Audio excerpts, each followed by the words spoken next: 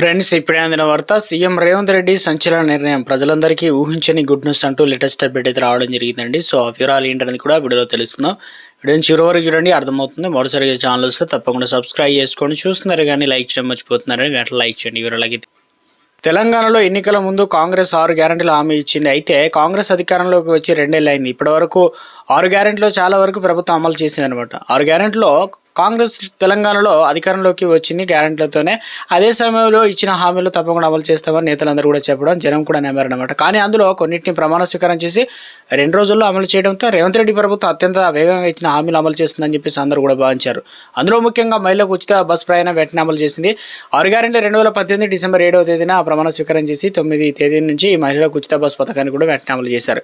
అయితే ఈ పథకం నేటి విజయవంతం నడుస్తుంది. అయితే 200 యూనిట్ల వరకు ఉచిత విద్యుత్ అమలు చేస్తుంది. అయితే రైతులకు 2 లక్షల వరకు రుణమాఫీ చేసి అమలు చేసింది. అయితే మహాలక్ష్మి పథకం కింద 500లకు వంట గ్యాస్ సిలిండర్ కూడా అమలు చేస్తున్నారు. అయితే వెనుకబడిన తరగతులకు సంబంధించి మహిళలకు నెలకు 2,000 పథకాలకు సంబంధించి ఇంకా 2,500 ఏదైతుందో అది అమలు చేయలేదు. ఇంకా వరి రైతులకు 500 బోనస్ కూడా అమలు చేస్తున్నారు. ఇందిరమ్మ ఇల్లు నిర్మాణం ప్రారంభం కావడం జరిగింది. యువ వికాస్ అనేది 5 లక్షల రూపాయల విద్యా భరోసా కార్డును అమలు చేస్తున్నారు. ముఖ్యమైన హామీ కావడంతో ఇక ప్రధానంగా త్వరలోనే కాంగ్రెస్ ప్రభుత్వం మరో ముఖ్యమైన హామీని కూడా అమలు చేయడానికి సిద్ధంగా అయిందని తెలుస్తుంది.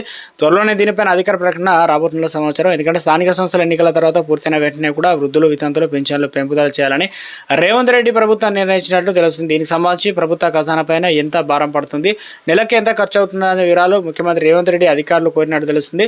ఇక వృద్ధులు, వితంతులకు సంబంధించి పొరుగు రాష్ట్రంలో నెలకు 4,000 రూపాయలు ఇస్తుండటంతో ఇక్కడ పింఛన్ల మొత్తాన్ని కూడా పెంచాలని ప్రభుత్వం యోచిస్తుంది.